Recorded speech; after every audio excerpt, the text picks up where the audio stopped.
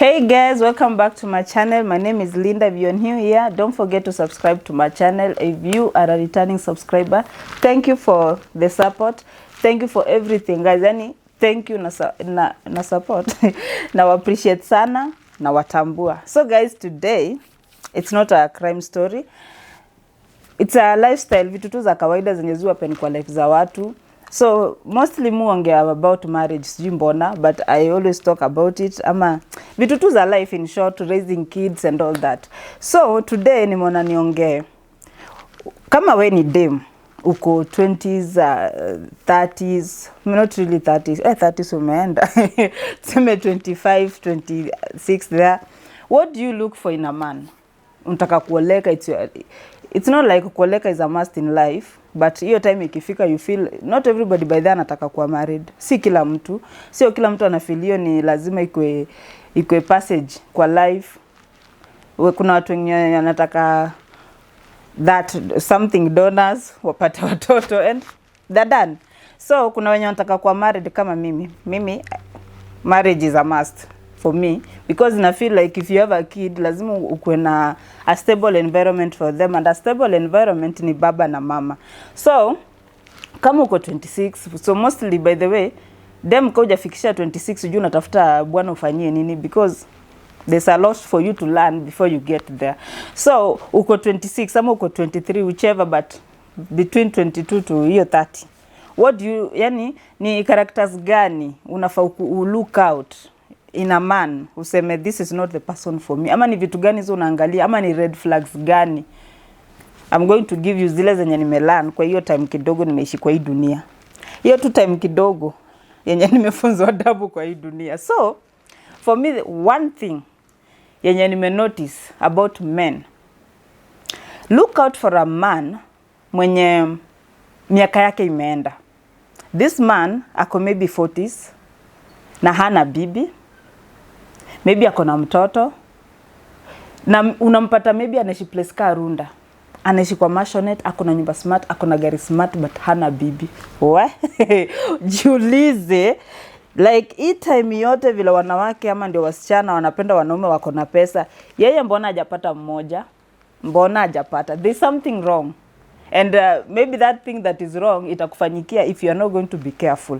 Be very careful of these aged men when hawana spouses. Hata afadhali upate mbaba mwenye unajua kuna family mahali. It is more safer. Siku advice uende for mbaba, but it is safer than for you kujifanya ati sasa wewe, yani wewe tu ndiye amekuona. Yani miaka yote paka 40, wewe tu ndiye amekuona yani wewe ndio mrembo, si ndio? Wewe ni mrembo, like una feel that you are better than wale watu wenye meet all the way. The fact that amekukatia, remember akona uwezo wa kukatia mtu, na of course amekuwa akikatia watu. So wewe ndio mrembo, wewe ndio umeona ukubali, because apparently you are the most beautiful.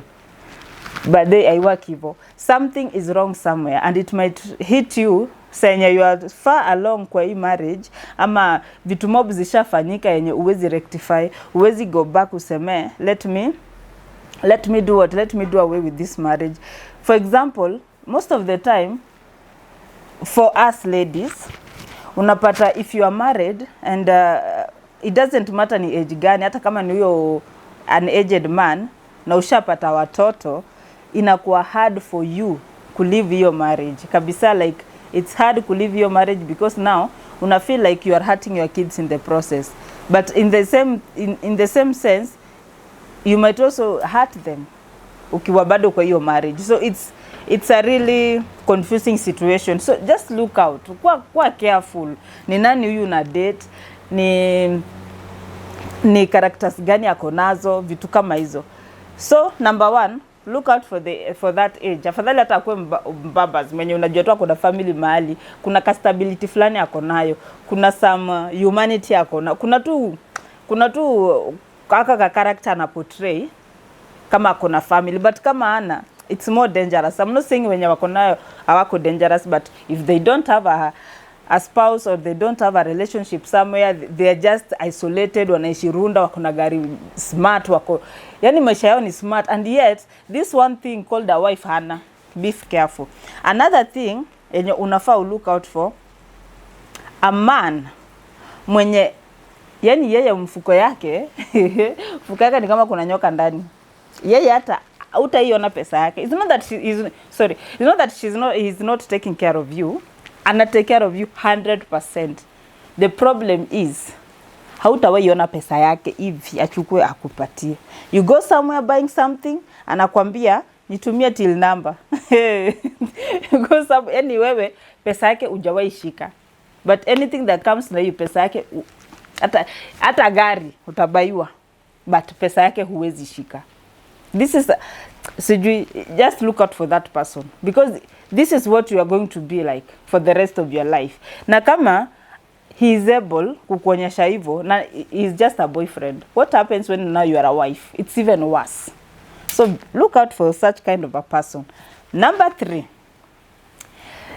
3 Kenya naweza sema ni look out for yule mwanamume ama you are dating, and this guy maybe umeenda kumtembelea ama you are at a hotel eating, whichever place meet where you can have a conversation. Akozile za sistangu alifanya hivi, mamangu akifanya hivi atafurahi, babangu sijui Wacha nikwambie, wewe uoleki na huyu mwanaume, anakuolea watu wao.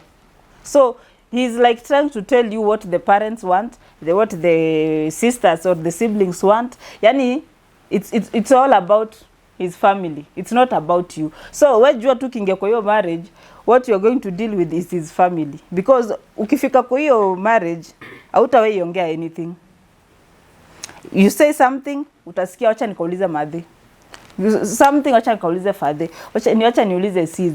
You are at maybe in the middle of a discussion na watu wako unasikia hata sis ndiye alikuwa anasema like there's no time mtakaa chini mdiscuss something as a family. It is always hiyo. Najua wewe huwezi bring up your family kwa hiyo nini, hiyo conversation, mtakosana. But wazazi wake, nani wake, hata ukitaka uguka yake, ancestors wote wanakuwa kwa conversation except your people.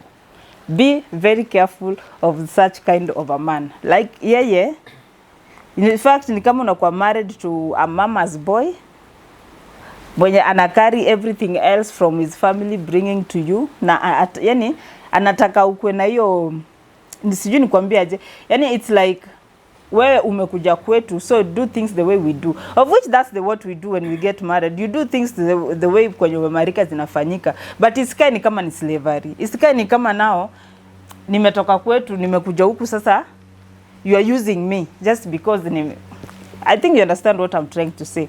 Another thing yenye unafaa look out for ni mwanaume mwenye maybe mna date, you are doing your own job.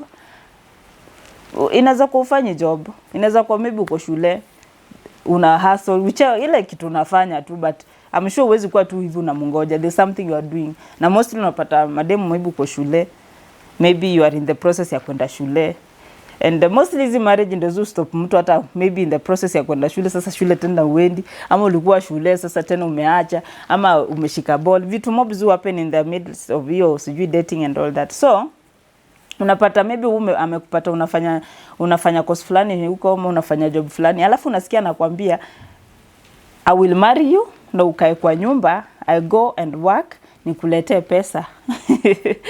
Number 1, pesa utaletewa maybe ikienda sana 1 year into that marriage. The next year ama the coming years will be suffering for you, because this man, hata kani mimi ama wewe mwanamke, hakuna vile utaprovide for somebody forever. You'll always want to, ntasemaje, you'll always want to stand for yourself and make your own decisions and all that. So when someone tells you usiende kufanya kazi, atakuwa na kusimamia everything, you know, it's not, you know, kuenda job ama work, making your brains busy, it's not always about money. Kuna tu venye yuku kupatia hiyo sense of owning something, sense of having something. Yani ni kama tu uko mahali, your mom calls you. Sorry, I always talk about my mom because I love her so much. So maybe she calls me and niambia, hey mom, I'm not feeling okay. Niko hosi na nimeitishwa do fulani na sina. So what happens when you seated in the house? you have nothing for, yani nothing on your name. Yani wewe hakuna kitu yenye mtu anaweza sema hii ni ya Linda ama hii ni ya Ann. Yani you have nothing that is, yani what are you minus your husband? That's what I'm trying to say. So the point is, you cannot even help your parents because you don't have money. You have to run to this man akusaidie. Na mark you, I will tell you this now, just like that's the way it is. Utapata mkikosana, that's what will always be used against you. Hata wazazi wako na wasaidianga, hata nini. It's not even for at one particular man or the other. It is a general thing. Even if you are a woman, somebody keeps seeking assistance from you from day in day out. Yani hakuna siku yenye yeye anakusaidianga, wewe tu ndio unamsaidianga. Mkikosana, of course hiyo itakama up. We are human. I'm not even condemning. I'm just saying we are human. So fanya vitu zenye zita avoid some kind of humiliation coming your way. And I feel like if you're working, hata maybe hazi job iishe, you can help sustain the family. It's never about ati penye umetoka uwasaidie and all that. Imagine your hazi sahi, maybe ako na do, maybe anafanya job poa, anaweza sustain, wewe uko home ni sawa. But fanya kitu, do something that keeps you busy. By the way, kuna kitu poa kama ku keep your mind busy, because an idle mind is the devil's workshop. Utaanza kufikiria vitu mob, you will start wondering ako wapi, because you have nothing else to think. Hauna kazi nyingine ya kufanya. Kazi ni kufikiria bwana alienda wapi, mbona hajapiga simu hii time, jana alikuja saa 2, leo amekuja saa 2 na dakika 3. You will be so keen on things that don't make sense. And maybe saa zingine job imeisha. Can you able to sustain your family even for a month? Hata tusiende mbali. Even for a month useme uambiazi yako, okay, job imeisha, let's do this. Ama leo wazi ni birthday yake, acha nimfanyie kitu. Ama wewe kazi yako ni kufanywa birthdays, wewe kazi yako ni wewe ndio unaleta wangu Valentine gifts, you never give anything. Yani wewe hata hakuna siku yenye hazi yako atasema nataka kwenda mahali umwambie shika aka kathao kakushikilie. Ama leo maybe anafanyanga job, maybe ako na do, but hiyo siku maybe hata mobile banking imekataa kufanya job, but he needs to keep working. Uko na hiyo pesa kumsaidia imsustain hiyo siku hata kama atakurudishia, but are you able to kumshikilia for that short period aweze kuendelea na job yake isikwe na any hitch? Ama wewe uko tu, then now how do you even want to be respected? You know, yani unataka kuwe respected aje if there's nothing you are bringing to the table? Because marriage is about you bring, I bring, tuweke pamoja tuone. Wewe unaleta half, mimi naleta half, tushikanishe ikuwe kitu moja, then we know what to do with whatever we have on the table. But kama hauna, you will be disrespected. Yani it's just an obvious thing, utakuwa disrespected. So I think those are the things that nimeangalia na nikaona as much as tunataka kukua married, and hata before niende mfa, if you are between the ages of 20 to 25, wachana tuna marriage. Not that kama unataka kuwa married, it's okay, just get married, but trust me, by the time you are 30, maybe utakuwa divorced, ama maybe your marriage will be in problems. Why? Because when you are 23 to 25, 23, 24, 25, for a woman, ni time yake ya kujidiscover what you want. Yani wewe it's like tasema aje stage ya maggot kutani into a what, a butterfly. There's so many things you're trying to discover about yourself. There's so many yani kuna hata wewe mwenyewe ujijui, wacha mwenye anakukatia wewe hata ujijui. You don't know what you want, you don't know hata kosi unafanya, labda ni mzazi wako alikwambia fanya hii. Yani there's so much you don't know about yourself. By the time you are 30, ndio sasa unajijua, haya mimi napendanga hivi, this is how I like this is how I like my house to look. Labda umeoa mwanaume mwenye yeye anataka aenda anunue paka curtain, wewe sasa usha discover ni curtain gani unapenda, mtakosaje kukosana? So if you are 23 to 25, just take your time, just date. Yani nitasemaje, testing the waters, kujua what you want, enda shule, shika biashara huku, fanya yani zile vitu zote unaweza fanya kwa pamoja, only for you to pick up that one thing that unasema kumbe this is where I belong. Because ukifika 30 ulikuwa ushaoleka, maybe you already have kids, na hazi yako remember alikupenda hiyo time when you were 23, who you were when you were 23.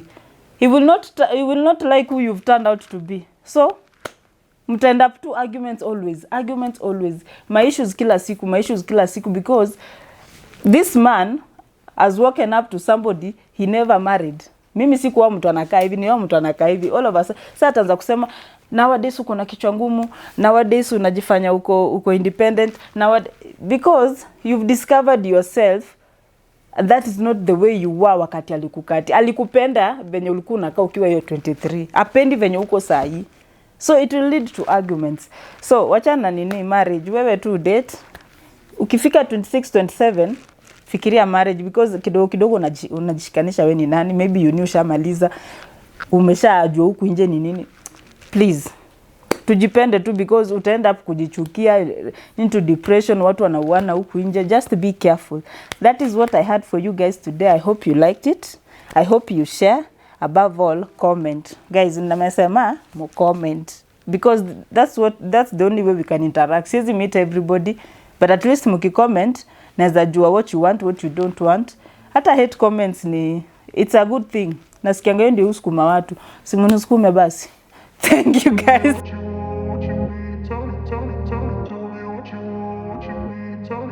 Tell me,